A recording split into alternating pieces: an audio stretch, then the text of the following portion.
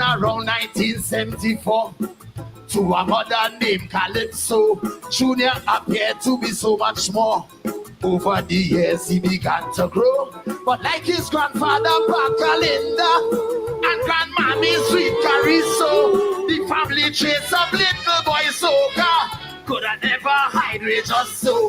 He is the head of the fetting class, the heart of the carnival. He's the jumping legs in the mass, the waistline goes in Bacchanal. A mother's child features cannot hide, and this everybody know. So if you're looking deep down inside, soca is the soul of Calypso. Let me hear you.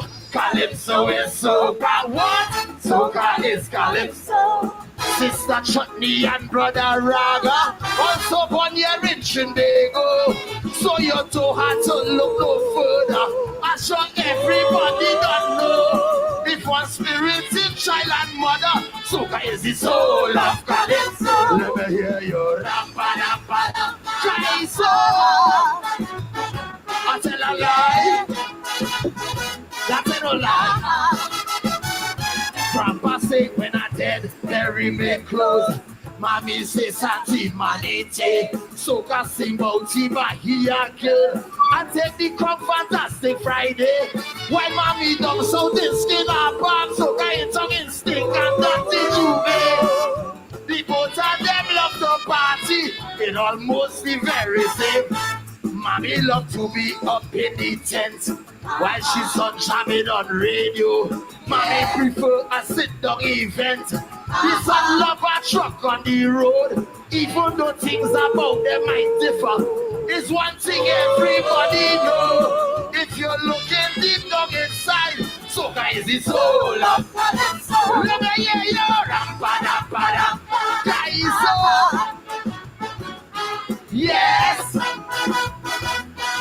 I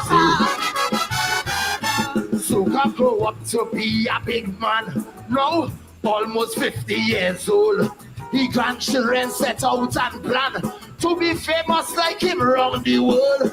Looking back at all the years, on the things that he made us do, the grands have no doubts and no fears. They have the whole world doing it. Moving to the left, moving to the right. Balancing whole night. Feeling hot, hot, hot for spite. Dingo laying and shedding. From tying we head with cloth like Baptist. To jumping and waving flag to one foot. Soca is a spiritual bacchanal. Just like Calypso. So let me hear you. Calypso is soca. And soca is Calypso. Sister Chutney and brother Raga right here in Trinbago. So you're too hard to look no further, cause everybody done. If you're listening to sweet soca, you're bound to hear Calypso. Look at Merchant Son, second star. Nyla Blackman also. Colonel Robert, son of Kitchener. In their DNA is Calypso. When I look at Shal and Bailey, all I see is mighty Shal. Sometimes I just wonder if my real father could have been Trinidad Rio. By now I saw everybody know this guy so is a metaphor. But be aware also, I too was born 1974. They once called me a Calypso singer, cause I couldn't write songs like Sparrow. Since then I write a lot of hit soca, and now I write a hit Calypso. Let me hear you. Calypso is soca. Soca is Calypso. Sister Chutney and brother Raga, but right here. So you're too hard to look no further, but from Pina straight to Toko. The one thing that I know, Skinner Park is the home of Calypso. Let me hear you.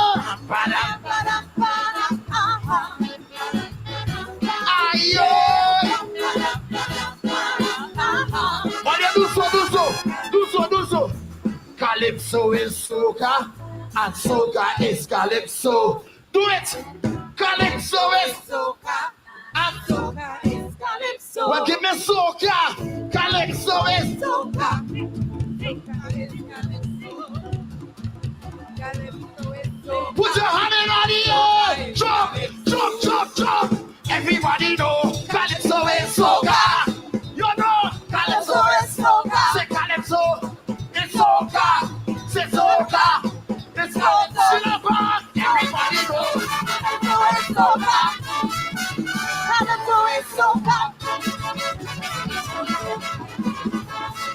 Everybody make way. Somebody make way. Make way. Make way. Somebody make way. Make way. Make way. Give me the back chorus.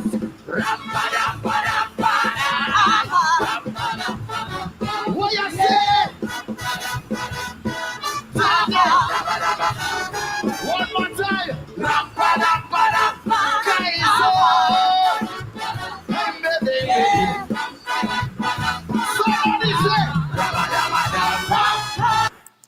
Ay, ay, ay. Oh, well. Oh, well. Marshall Montano, he did what nobody has ever done. Oh, Marshall Montano won the Calypso Crown this year in Trinidad and Tobago, singing Calypso. Calypso is soca, soca is calypso. You know, we make a differentiation between the two. Marshall Montano is studying. And so he said he's not taking part in the soca competition this year. And he's taking part in the Calypso competition. He's now the Calypso King of Trinidad and Tobago, which means he's the Calypso King of the world, Marshall Montano. I remember Marshall Montano in the late 1970s, early 1980s. Little boy, they say too young to soca. Oh, yeah, yo. Went on to become the soca king of the world, and this year decided to go in to the Calypso competition, and he is the Calypso king of the world. Marshall Montano really doing it. Welcome to Politics 101 this evening. It's Wednesday, it's our midweek edition, and we continue our coverage of the teacher strike, which is winding up its second week. Tonight we are going to be talking with two teachers. We're going to be talking with Sir Deon Abrams, WPA member, longtime educator, and Apostle Nigel London is also going to be here himself, a teacher, and we're going to be looking at the teacher strike. Welcome to Politics 101, wherever you're joining us from, whether you are joining us from Guyana, you're joining us from the wider Caribbean, you are joining us from Europe. Welcome to Politics 101. Of course, we come on air tonight.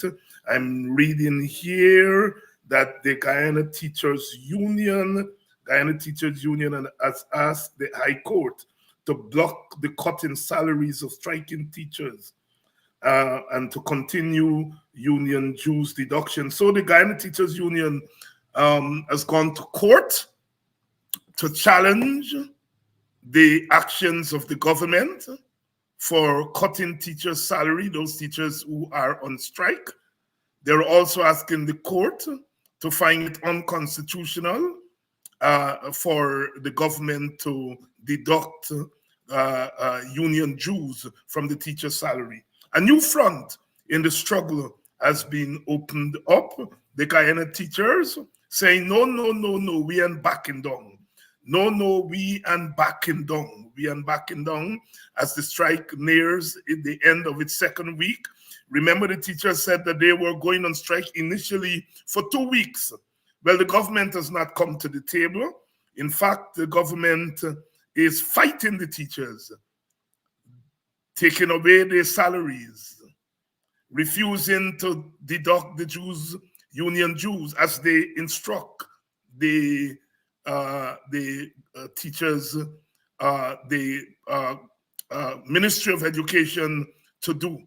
So, I was on a program in the Caribbean this morning, and they asked me, who's going to blink first? Who's going to blink first, the government or the teachers? Well, the teachers don't look as though they're about to blink. They don't look as though they're about to blink. Coretta McDonald was here a few nights ago, and she said that it was the teachers who instructed the union to strike.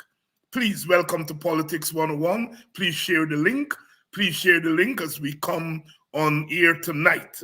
The teachers union has gone to court. They have gone to court to ask the court to find that the government's action in relation to the striking teachers is unconstitutional. A new front has been opened up in the teachers' struggle for bread and justice. The teachers' struggle for bread and justice. Welcome to you all. If you're a teacher, special welcome to you. If you have a teacher in your family, special welcome to you. If you have children who are the sons and daughters of teachers, welcome, welcome to all of you. Tonight we are going to be talking with two teachers as we continue to cover the teacher strike. We come on here tonight with disturbing news also. Disturbing news. You know, when the authoritarian regime begins to act, there is no stop. Let me read a news story that was broken today by News Source. That's Gordon Mosley's news outfit. And the headline is Young Calypsonian Disqualified from Competition Over Cost of Living Song. Education Ministry defends decision. Education Ministry defends decision. The Education Ministry defends decision. Let me read that headline again. Young Calypsonian disqualified from competition over cost of living song. A young Calypsonian singing a song about cost of living was disqualified from the competition by the Ministry of Education. Oh, my goodness me. Oh, our Guyana. Just in case you all are thinking that I am lying, I'm putting it on the screen there for you. I'm putting it on the screen there for you. I'm putting it on the screen there for you. Young Calypsonian disqualified from competition over cost of living song. And look at the young Calypsonian, a child, a little girl. Let's read the story. The Ministry of Education Allied Arts Unit has confirmed that it disqualified a young singer in the children's Mashramani Calypso competition, declaring that the Calypso piece did not follow the rules of the competition. The song about the cost of living and the recent 6.5 salary increase for public servants has become a hit on social media.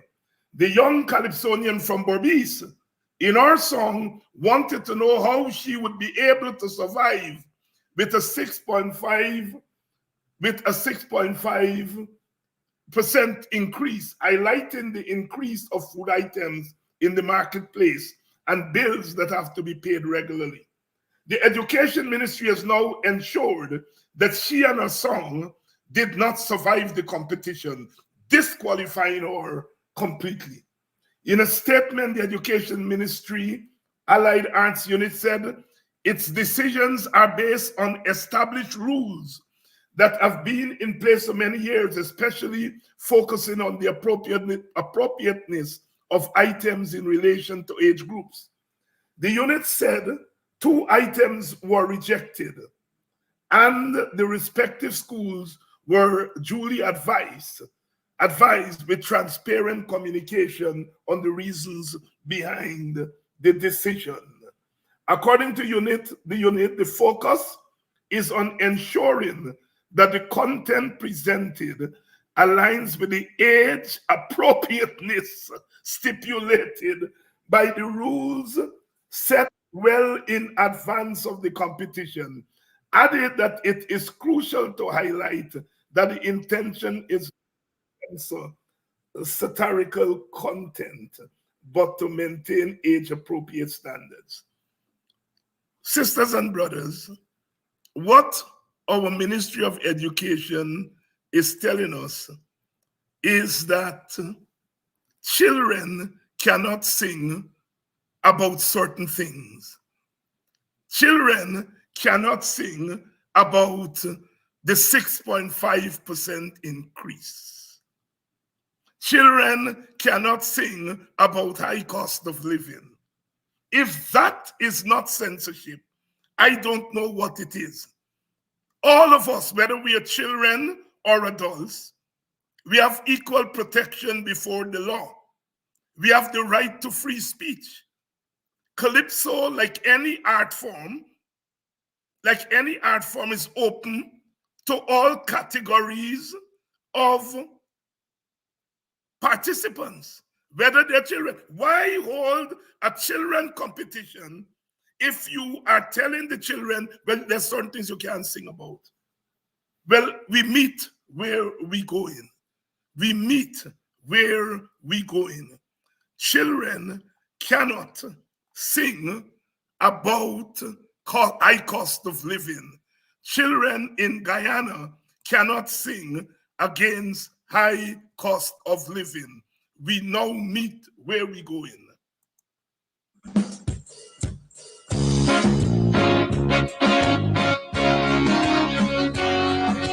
Tell me how much survive in 6.5. Please tell me how much survive in 6.5. I have a born this one made chest. I can't even rest. No cost of living, everything doubling, this thing troubling. Tell me how I must carry on with a seemingly one arm.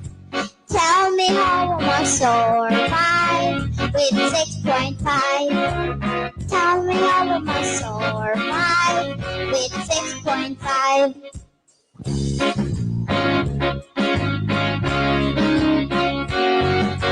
Tell me how I must survive with 6.5. Please tell me how I must survive with 6.5. Every time I go to the market, everything's skyrocketing. Rice, the beans, the cheese, the liver, them make me want shiver. Tell me how I must carry on with a seemingly one arm. Tell me how I must survive with 6.5. Please tell me how I must survive with 6.5.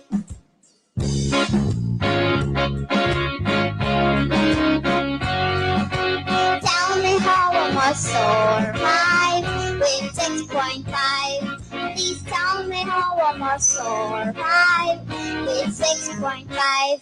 The other day the landlord called me rent. I paid him the last 2 cents. Come on, Sylvia, I walk and rent the bill. I paid him against me will.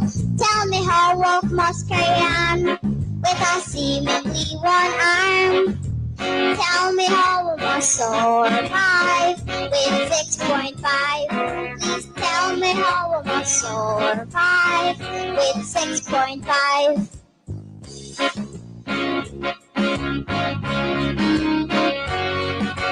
Tell me how I must survive with 6.5. Please tell me how I must survive with 6.5. Please tell me how I must survive with 6.5. Please tell me how I must survive with 6.5. Ay. You all know that I play calypso on this program, and there's a reason I play calypso. It's our modern music. And there's some things I want to say tonight. I can say it. I can say it, and I'm going to say it because you all know how I feel about these matters. You see, if that little child had gone up there and wind down and carry on, they would not have disqualified her from that competition. But she goes up there and she's singing a conscious song about cost of living in Ghana. They disqualify her. Let me say it again. If that little girl had gone on there and wind up and carry on, she would have still been in the competition. You see, they believe black children and black people, all God put me on this earth to do is to wind up and carry on.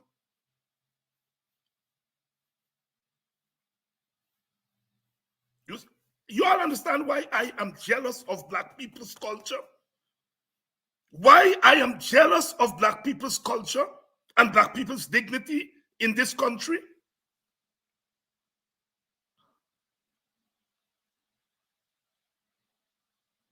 That would not happen to a child from any other ethnic group in Guyana. Let me say it plain.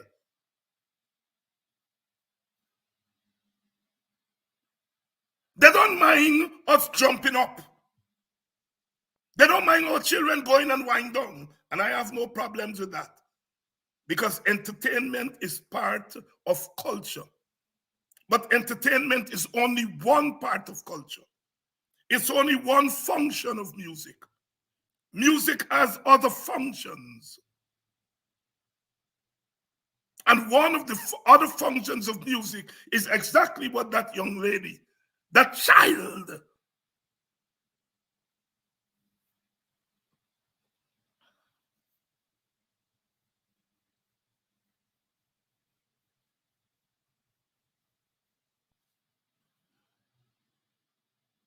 black people, I want you all to take note. This is no pass. I pass. I played. You all understand why I played Machel Montano at the beginning of the program now? Machel Montano sings jump up and wave, jump up and wave, go down with the big truck. And then he comes back and he sings a conscious song and he wins the Calypso crown.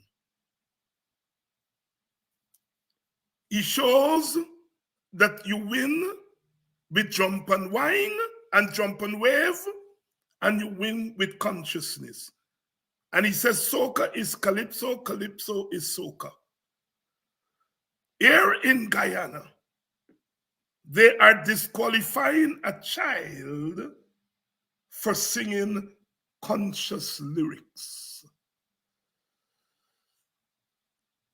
It is now banned in Guyana. Children cannot sing conscious lyrics in public. Black children cannot sing conscious lyrics in public. Banned by this government.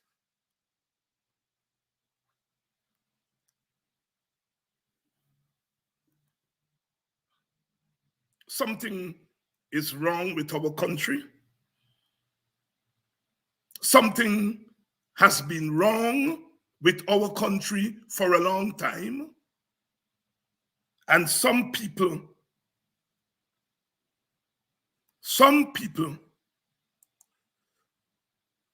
have been stifling their conscience.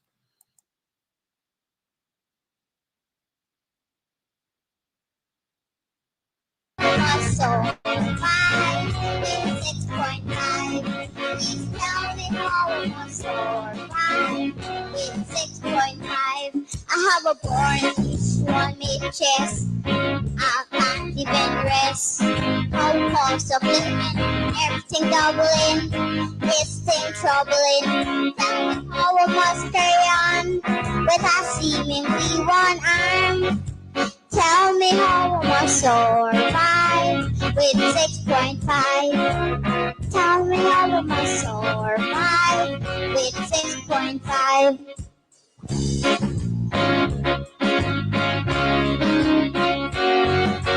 Tell me how I must survive with 6.5. Please tell me how I must survive with 6.5. Every time I go to the market, everything's skyrocketing.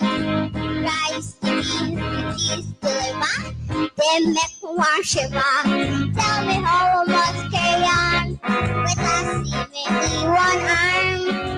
Tell me how I must soar with 6.5. Please tell me how I must survive with 6.5.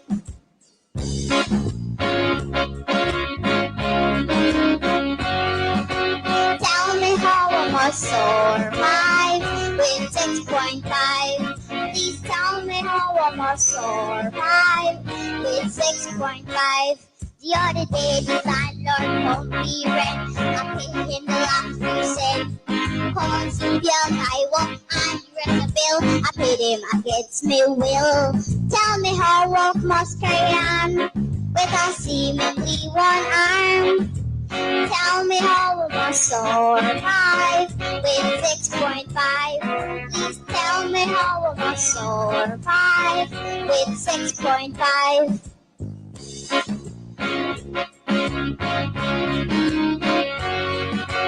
Tell me how I must survive with 6.5. Please tell me how I must survive with 6.5. Please tell me how I must survive with 6.5. Please tell me how I must survive with 6.5.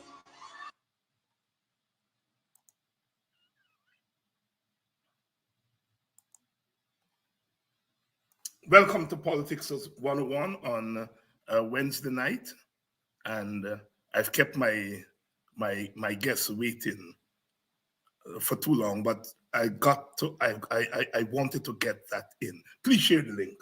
We're on tonight. Let me bring my guests in.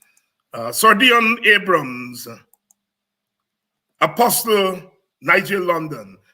Gentlemen, brothers, good evening. You have got to unmute yourselves. Yes, good evening to you. Good evening, Brother London. Pastor, Good to be with you again. Apostle London, greetings, and thank you for having me here. Good evening. Thank you to your very viewers much as well. Good evening to my brother Deon. Both of you are educators, and we've come here tonight to talk about the teacher strike. But I greeted you with that shocking piece of news from our Guyana. Let me please get your comments as we start our program tonight. I will start with you, Apostle London. Your audio. Apostle is Deon, you can go ahead. Yeah, but Dr. Hines, this is not surprising. If you know what is happening with the Ministry of Culture, the artists have been up in arms over the state of affairs in relation to the use of the cultural center, the clamping down on the kind of content in plays and drama. We noted only recently that one actor was told by the minister that he could not be part of a play that was being sponsored by the government. So there is a direct imposition of censorship in culture, in every facet of life in Guyana. We do our programs on the Channel 9, HB TV, Channel 9, Hoyt Blackman channel. And practically every week, they censor the programs. They have the media monitoring unit operating out of the NCN building, a government building. The agency is supposed to be partial. And the Walter Rodney groundings and the news, every program is monitored for the other media except the government media. Jagdio and Irfan and those can go on air and say anything and nothing is done about it. You've never heard of NCN being written, but they send these what they call red letter infringements to the channel, threatening them every week, because if they commit a red letter infringement, then they can shut down the station and all of these things. So every facet of the media in terms of criticism, whether it's drama, whether it's in song, whether it's in commentary, this government is imposing itself on the will of the people. Expression now is not free anymore. It's part of the ongoing process of entrenching themselves in the dictatorial nature that they have created for us here in Guyana, and the apartheid stance. Brother Deon, I thank you so much for that background and telling us about censorship. But this is a child singing about cost of living. This is a child in a competition. This is not you and me and political activists. This is a child. Have we not broken? Have we not broken another rule of this? Has this dictatorship not sunken lower? Dr. Hines, you have to understand it doesn't matter for them, child or not. You understand? All their vision is that nothing against them that contradicts their perception of us and of what they want the country and the world to hear and see, that nothing must go out. So they don't mind how it may affect that child. It doesn't matter how low they're stooping, their consciousness doesn't tell them that. All right? Their consciousness doesn't tell them that. It's totally out of their range. Pastor London, let me get you in here. Are you not shocked that a child singing about cost of living is banned by a government that doesn't mind children, black children, running about the place with skimpy dress and thing and winding up and down? Talk to us. Thank you. And let me again. Yeah, I don't know the quality of my of the stream, and I was here. We are hearing you properly now. It seems as though whenever I'm here with you, E-Networks decide to have a field day. Yes. But, I must say though that I'm grateful for having the opportunity to sit here and to discuss with you, as always, very candid and quite pertinent matters. Unfortunately, mainly those that affect us as a people in reference to our Africanness. I am unsurprised by this decision because this is typical of a dictatorial, narcissistic clan. They are of the view, I believe, that messages must be sent even to our little children, that there are certain lines you dare not cross.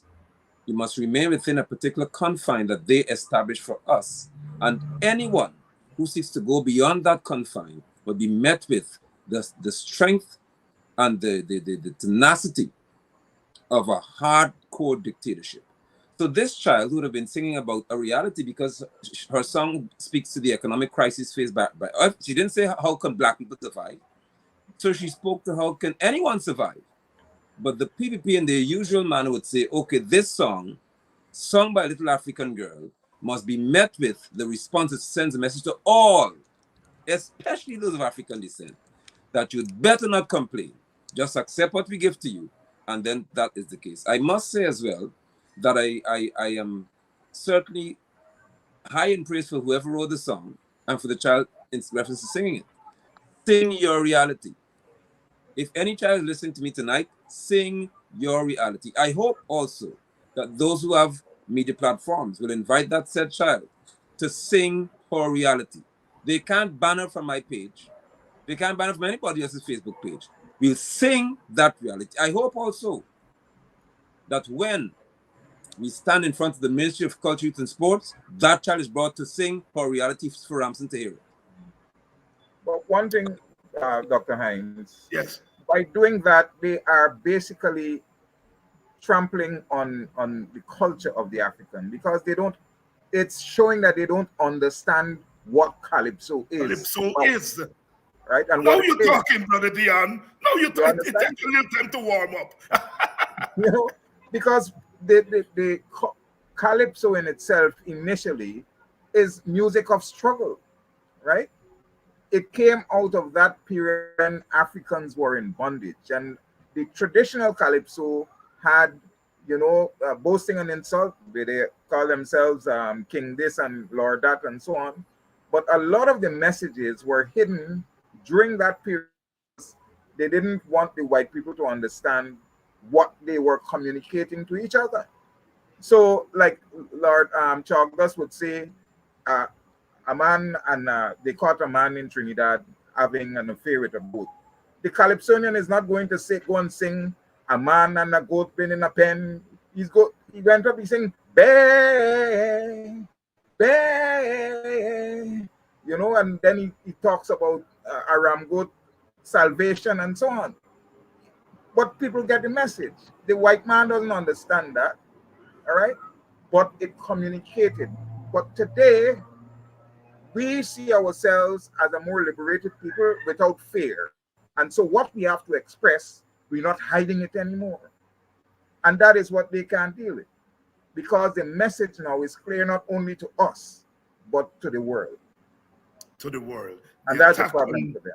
The attack on the Calypso is an attack on the heart of African culture and African resistance. There can be no African resistance in the Caribbean and the New World without music, without the Calypso. Bob Marley in reggae said it's rebel music, rebel music, rebel music. And the Calypsonian always sings what we don't want them to sing. The Calypso is a weapon of struggle. And these people in power mean to cut us at the level of our culture. And we have to say that loud and clear. My brother, Nigel, I hope, and this Calypso has gone viral. All day today, people have been sending it to me. And, you know, persons have said to me, Dr. Hinds, you play Calypso on your program, and we want you to play this tonight. I'm going to play it tonight. I'm going to play it tomorrow night. I'm going to play it as often as possible because we now know what they don't want to hear. Exactly. Brothers, we are coming to the end of the second week of the teachers' strike. 3 weeks ago, if anyone had told us that 85% of Guyana's teachers would have answered a call to strike for better wages and salary, for the right to collective bargaining, most of us would have sucked our teeth. In fact, you know, a lot of us have been quarreling and carrying on about Guyanese people and taking a lot of stupidness from the government and not fighting back and so on. Are you all pleasantly surprised at the level of militancy on the part of the teachers and the fact that it's not only teachers who are likely to support the opposition who are out there on strike, but noticeably people who probably voted for the government in office? What a telling story. Apostle London, your comments first, and then Deon Abrams. Thank you, Dr. Hinds, and I must say publicly that I am overjoyed by the strength and courage shown by 85% of our teachers. I am surprised, I must say, by the response of those who, demographically speaking, in reference to electoral demographics, we say this is a stronghold of this party, and I don't like that term, but just a fact. And it's a political reality. And in these strongholds, persons have left the classroom because teachers recognize, and I'm happy that they have, that this is not a political issue in the context that they want to place it as an APNU AFC or Coretta McDonald issue. This is about our realities, Guyanese, where teachers have come to the reality that the one who's paid to be Minister of Education has scant regard for their well-being. The one who's paid to be a president of this country has no regard for their well-being. And as a result, they have got the courage to say that we are leaving our classrooms to stand on the streets of this country to announce our displeasure with the reality we now face. I must say as well that I'm overjoyed, Dr. Hinds, that parents have joined and have answered the call. I'm the chairman of the PTA here in Linden, and I have answered the call. Parents have come out to the street with their children, by the way, in Linden. So today we had parents, we had another PTA chairman from another school, we had children on the road, we had other civic-minded persons, because this is morphing beyond that of a teacher strike into a strike of Guyanese saying that we've had enough of the dishonor. And so in the PPP's, politically speaking, strongholds, I am happy to say that I'm surprised by the response, but not overly surprised because the pressure is on every Guyanese who's not in the political elite. Brother Deon Abrams, you were a teacher. You spent all your life. I know that well. I helped to train you when you were when you a student yourself at the lessons place. You used to practice your teaching there, and you and a number of the students of that era have gone on to be teachers. You are now retired. You reached the rank of assistant principal, deputy principal, as I say. So you have gone through the ranks. You know what the story is. What is your initial reaction to this strike? It's quite surprising, David, because during our time, we had strikes, but we always felt let down by the fact that only one set of people were involved in the struggle. And our complaint would always be that they don't want to strike, but as soon as a victory is won, then you hear them shouting for the spoils, just as though they were involved in the struggle for the gains that would have been achieved. And so this is totally different. We don't have that issue anymore because several things are at play here. And the biggest, I believe, is the fact that people have become so poor that it has it home to them. That is not a matter for one set of people alone, because it is affecting all of us, right? In such a big way that we cannot sit idly by anymore. The other thing is that in the old times, the PPP could have danced around and said to their supporters that, well, look, man, you got to see with us, the country doesn't have the resources and all of these things. But now we see money being thrown around, $1.146 trillion for the 6.6%, greater than 2023 in a budget. All right. Money going to to Gaisuko, 6 billion for Gaisuko and every other sector. The private people are enjoying the best time of their lives. And then all of the contracts are going to a small clique that is associated with the PPP. Now these people who are throwing their bellies out in the public service, not only teaching, all right, and are struggling to make ends meet, they are giving 6.5%. How we gonna survive with 6.5? And so people have now understood that it's not that they don't have, they have, but they just mean to treat us as non-entities, and nobody is taking that anymore. The strike is in region 8, region 7, it's in region 5, it's countrywide, and this should be an eye-opener to them, but still they're making all kinds of excuses. First it's what's political, now it's illegal because talks are still going on, and they are not coming around to the fact that people are fed up, people are hungry, people are starving. All right. And so later on, I will give you figures for goods, basic goods that I received from a teacher in Cameroon only today. They too are on strike, protesting on the airstrip every day. Yes. In Cameroon. Yes, the Amerindians are out in numbers. Apostle London, you're on the ground in Linden, and of course, Linden is a battleground. If I may borrow an American term and insert it in our politics, Linden is always a battleground. My brother Walter Rodney used to say it's the cradle of the working class. Right. And he spent a lot of time there. Tell us, what are the people in Linden saying? Now, you are surprised, Deon is surprised, I am surprised. We all are surprised at the overwhelming support from the teachers across the board, and so forth.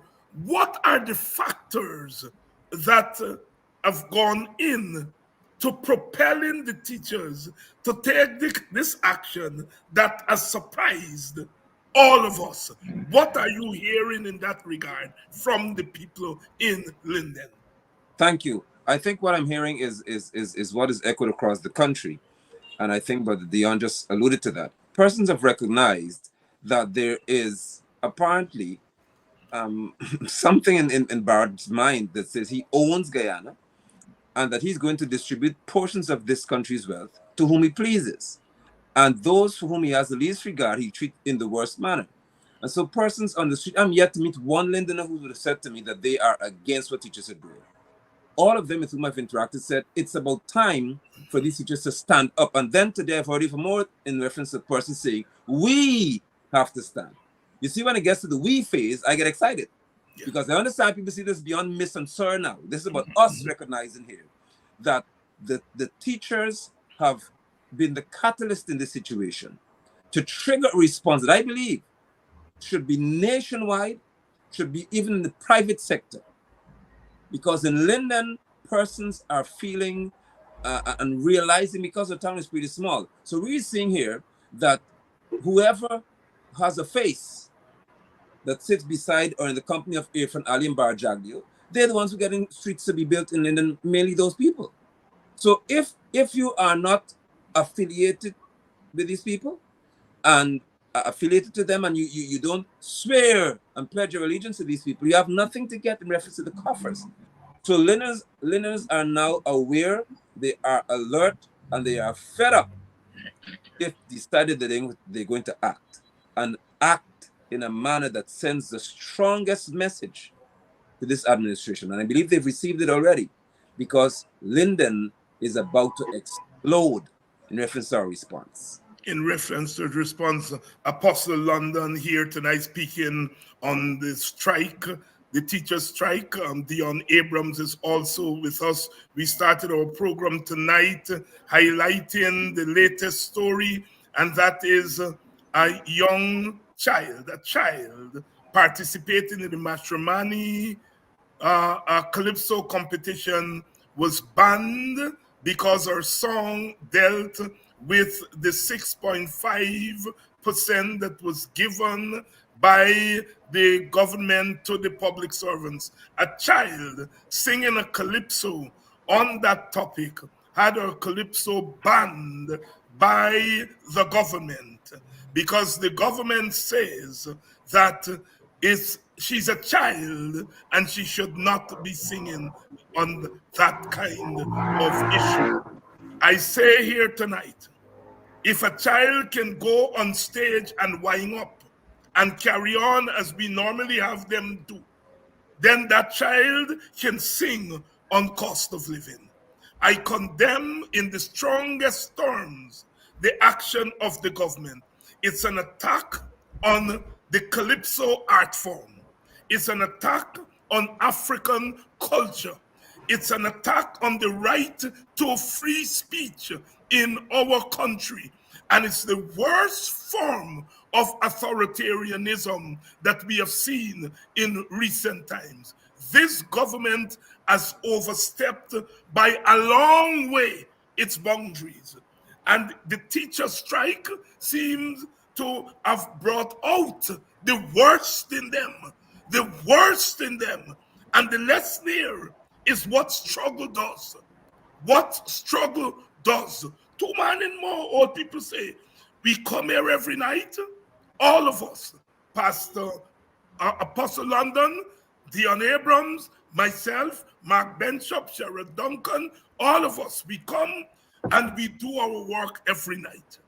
We impart information, knowledge, analysis. And all of that put together brings about a consciousness. And it is that consciousness that I think that we are seeing at work on the streets of Guyana. And the lesson for those of us who are in struggle is that struggle is something that you engage on a day-to-day basis. You don't direct it. You engage in it. Because you are dealing with human beings who have consciousness, who are rational. And when all the contradictions come together, it bursts out in ways that we sometimes don't comprehend. Brother Yusuf Kwayana says that as activists, as artists, as educators, we take the people's experiences, we refine them, and we give them back to the people as political nourishment. That's what we've been doing for 3 years, Brother London. That's what we've been doing. Taking people's experiences, refine them and giving them back to the people through these programs that you do and I do and Deon does on Sunday on Channel 9 as political nourishment. And when they get that nourishment and it hits the right spot, 85–90% of them come on the streets. And no matter if they voted for the PPP, they're able to say that this is about bread and butter. This is about bread and justice. This is about us and not about you. Oh, how wonderful the sound, the Christians of Jesus song. We say, oh, wonderful the sound of truth. Songs. When we see feet, the feet of young women marching on God's earth, standing firm in the rain and the sun, and saying, enough is enough. Brother Deon, you said you were speaking to some Amerindian brothers and sisters. They are also important to the struggle. Talk to us. Of course. You see, the Amerindians, before I deal with them, you remember there have been a lot of mudslinging. Yes. And they put up the higher tiers of salaries for teachers, saying that they're receiving this kind of money. But if you're in the teaching profession, you know that every category of teacher has a scale, all right? And that scale is pretty wide. No teacher receives above the lower limit of the scale. So if the scale is 110,000 to 200,000, you get the 110. All right? Teachers have been struggling for years for what they call the bunching of salaries.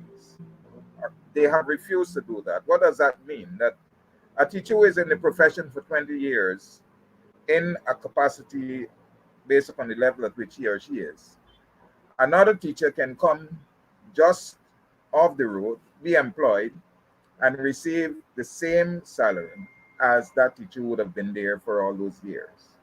The teachers have been contending that, okay, there is this scale that you have, the bandwidth for the level at which your status, then every 5 years add on something so that at least maybe by the end of a certain period, you is where above the minimum.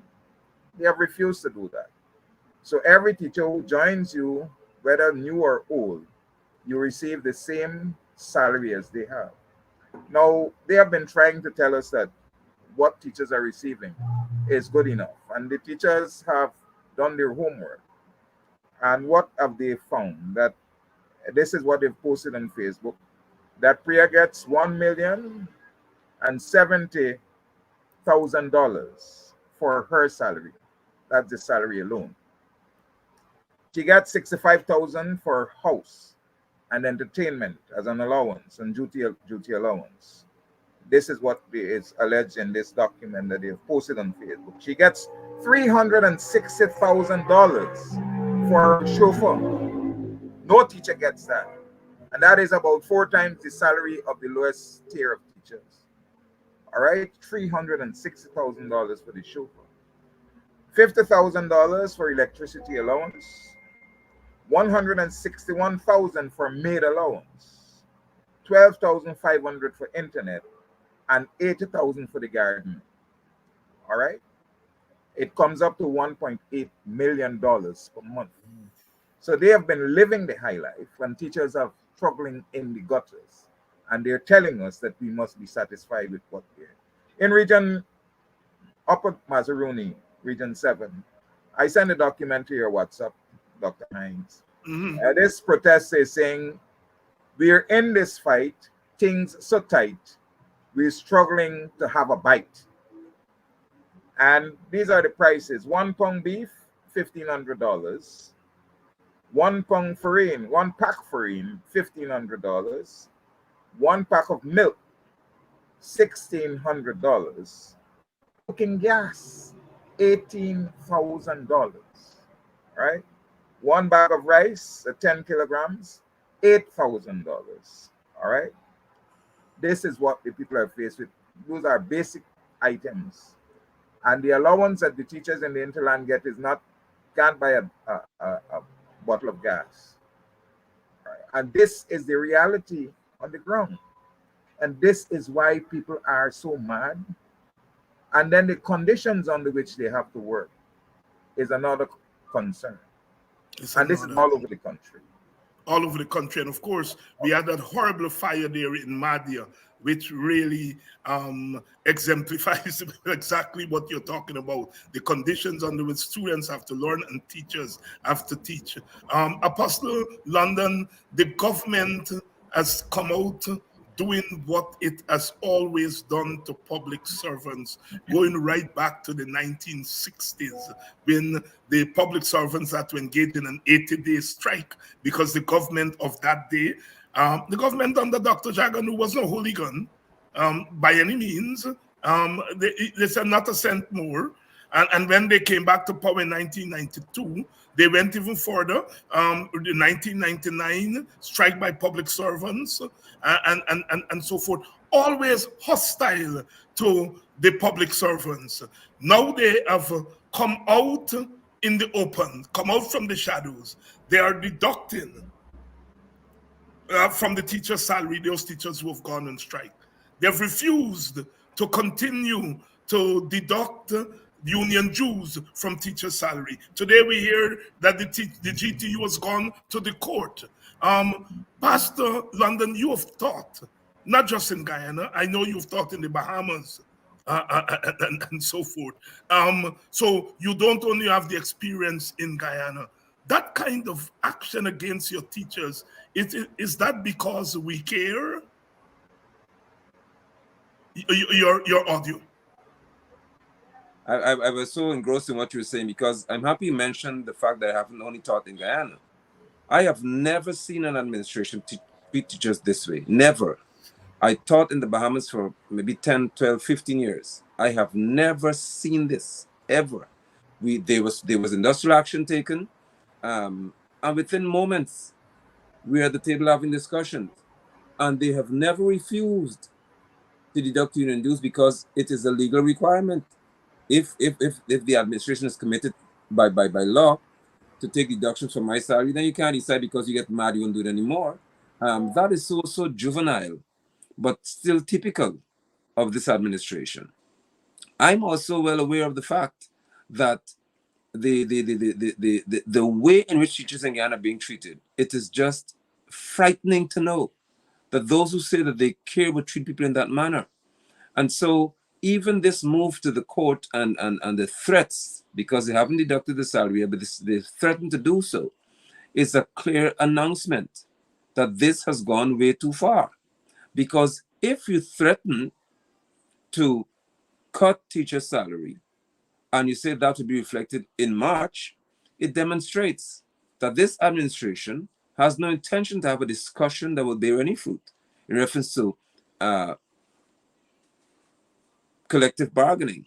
What they intend to do is to have a spoon or a fork and shove it down your throat, saying that you must accept whatever we give to you or else.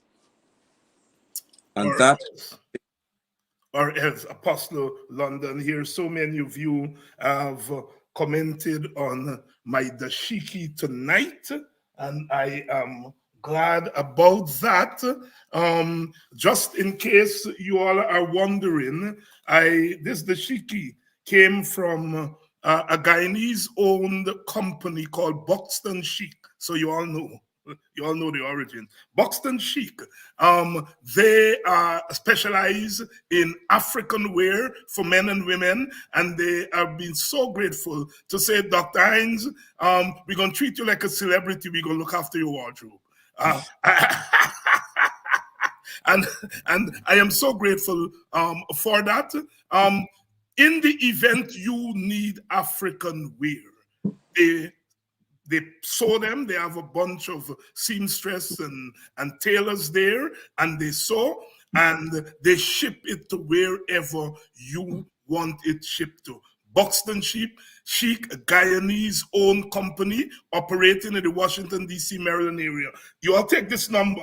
It's 240-593-4138. Let me repeat it.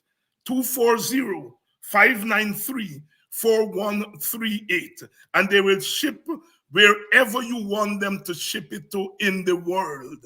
Not just in America, but in other parts of the world. I think they have their agents in Guyana. The name of the company is Buxton Chic. The number to call, 240-593-4138, and their prices are very reasonable. And you are going to get a discount if you tell them David Hines Politics 101 send you. Call her Genevieve is her name. Guyanese businesswoman doing great things and wonderful. Whatever you want, whatever design. The story come all the way from Africa, so it's the real fabric. And then she has workers there who are going to work and produce what you want. 240-593-4138, Buxton Chic, and they specialize in African wear. Tell Genevieve David I send you, and you are going to get a discount. Brother Deon. Yes, sir. Teachers are those who keep our society going. They keep our country going. They mold our children. They have to mold the minds of our children. And when you look at the salary that they're getting, the average salary for a teacher in Guyana is $600. That's the average. The average salary for a teacher in St. Martin is $2,800. The average salary for a teacher in Grenada is $1,900 approximately. The average teacher salary in Trinidad is $1,500 approximately. If you are a teacher in Trinidad, the average that Guyanese are working for is a quarter of what the teacher is working for in Trinidad. But here is what is shocking. 65% of our teachers are taking home $600, or put another way, $120,000 per month. Let us say teachers work 5 days per week. It's 4 weeks per month. So let me say they work 20 days of the month. Divide $120,000 by 20. What are teachers taking home per day? $6,000 per day. And this is before taxes that teachers are taking home. This is what teachers are taking home before taxes.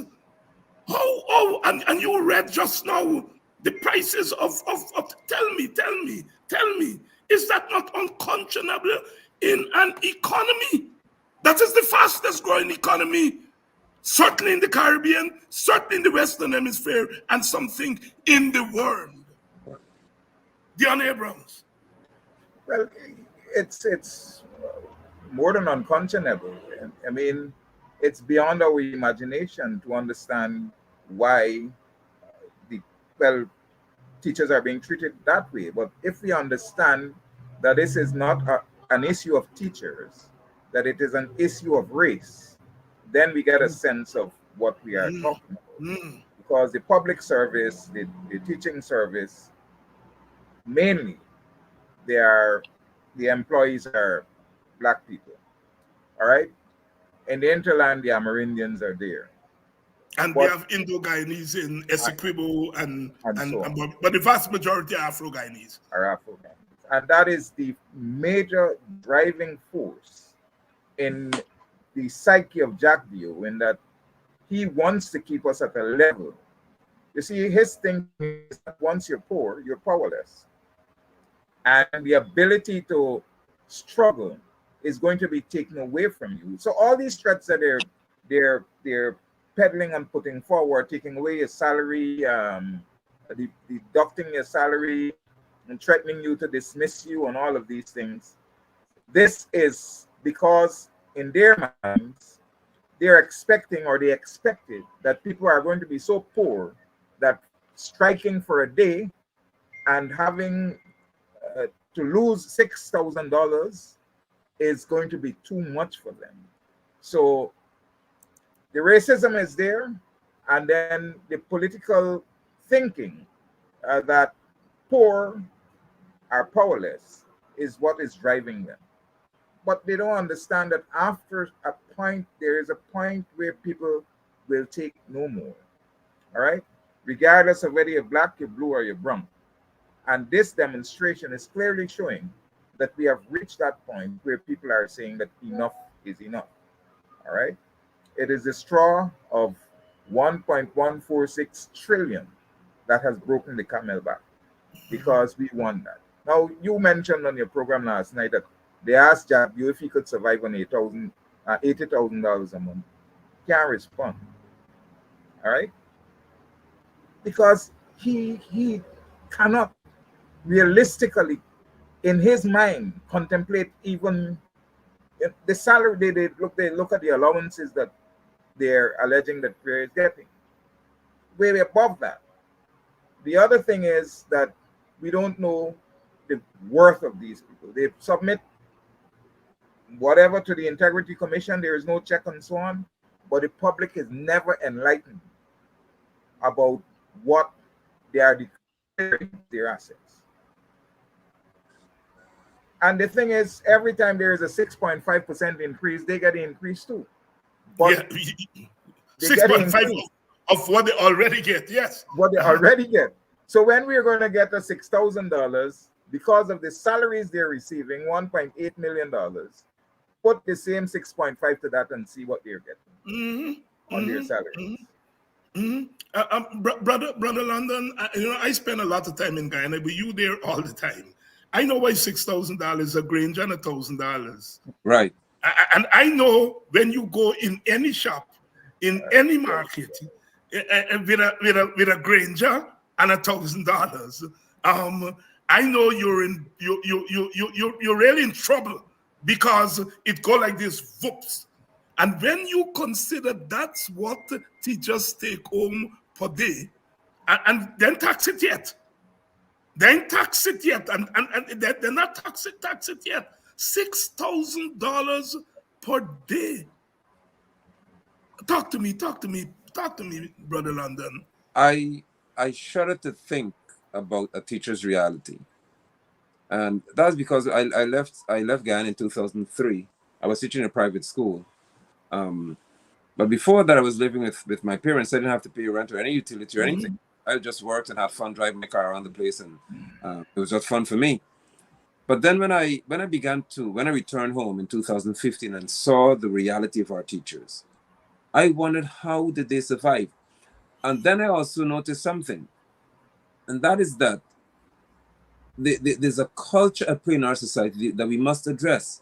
And that is where Guyanese for years have been taught that politicians and certain people deserve to live way above you. Yeah. Indictment. Now that we have oil wealth, as they put it, and now we're the wealthiest nation per capita, we still have this over our heads where people are suggesting that it is okay for a minister in government, or for a member of parliament, a cabinet minister, to earn $1.8 to $2 million per month. And a teacher must earn $6,000 per day. Now, I have a company that's involved in construction, and the lowest paid worker on my site would earn more than a teacher. Now, is that not alarming? So you have to ask yourself, why would someone go to University of Guyana? Why would someone matriculate and do so many things in different colleges and universities? To what end? What I would like to announce in this broadcast, though, Dr. Hines, is that if we are to assess Priya's qualifications and say, okay, then she has an LLB, she's a lawyer, an attorney, Priya would be classified according to the same scale that she posted as an untrained graduate teacher, issuer in the classroom. Let me present to you, Dr. Hines. Priya's salary, if she were a teacher today, would be $214,906 before tax. Can she accept that? Would she survive on that? On that. Jagdi would have earned the same thing. I have one more for you. Irfan Ali would not be qualified for that. Because he has no true degree from anywhere. Honorary degrees doesn't work in TSC. Yeah. So Irfan Ali would not even be a temporary qualified master in teaching. So he paid less than $180,000 per month. Can he survive on that? And in this country must accept that because someone is a politician, they deserve to earn that much. We have committed a grave indictment, and that's why I took my son on the road today. Because they want an 8-year-old child to understand that nobody in this country must believe that they are entitled to being above you because they're political in reference to their office. It must not happen. They serve you, my son. You don't serve them. So do not aspire to be one because you earn a lot of money. Be one because you are in service to the people. You're giving service to your nation. So I took an 8-year-old boy for a life-changing experience that I hope, and he'll go back on the road again. I dressed him for school with his bag because he must understand that this is not a holiday. This is a war. It's a war. And in the word of Marcus Garvey, until the philosophy that holds one race superior and another inferior, until we begin to change that, I declare war. Everywhere is war. The late, great Dr. Martin Luther King Jr. took the decision that some of his aides didn't agree with to put the children on the streets to face down the dogs of Bull Connor. That turned the civil rights struggle and took it to another level. My brother, since you have the floor, what message you have for those heroes and heroines there on the road? Mainly female teachers, but the male teachers, and Coretta McDonald was here the other night, and she shouted out the male teachers. Because as men, when we can't provide for our family, we feel so emasculated. As a male teacher, when you take that home, you know that you're not able to provide for your family. It really strikes at your manhood. And we know in our masculinized society what that means for a male. A male teacher is in great danger in a place like Guyana, as much danger as our female teachers. Your message for those gallant brothers and sisters there on the road. Your audio. Oh. Yes. Yeah, I mean. Your audio, yeah. Yes. Go ahead. It's on. Yeah. Now, for me, I am with them. I noticed Brother Samaru from Region 2 is saying that this is a struggle that is not going to be given up. And that is a message that the teachers should have. Because if they come off the streets without winning, without gaining something, then the entire, it's going to devastate so many people. And it's the PPP is going to be basically saying, as they have always said, that they are not giving in to Black people, because that's their message. We're not giving in to Black. That's the why they treated the nurses in Linden that way. They've treated, But what they have started, they have to understand that they have created a groundswell that is going to grow. Already, workers at banks DIH in the private sector are on strike, demanding increases. We have nurses, we have doctors, we have other people in the public service who are going through the same struggles.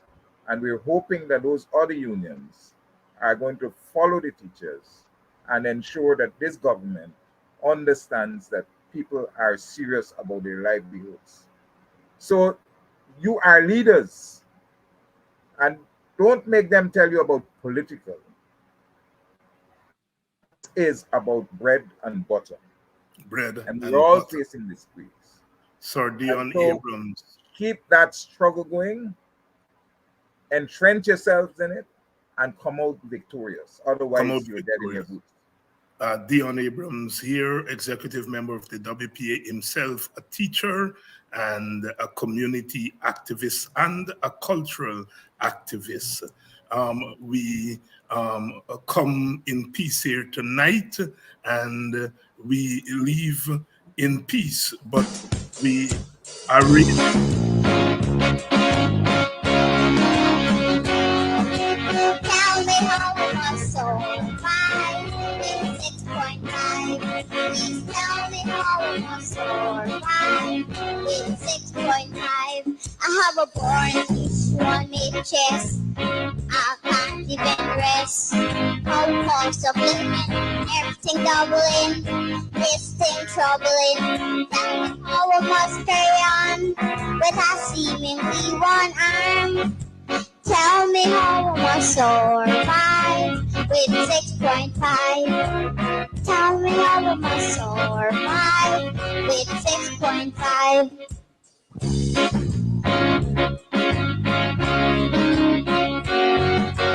Tell me how I must survive with 6.5. Please tell me how I must survive with 6.5.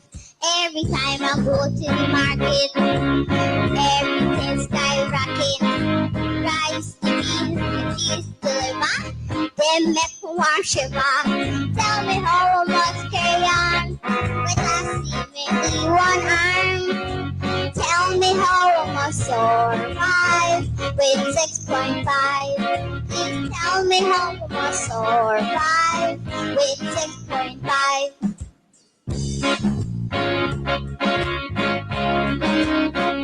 Tell me how I must survive with 6.5. Please tell me how I must survive with 6.5.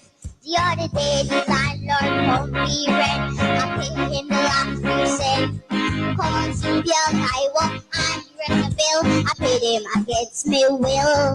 Tell me how I must carry on with a seemingly one arm. Tell me how I must survive with 6.5. Please tell me how I must survive with 6.5.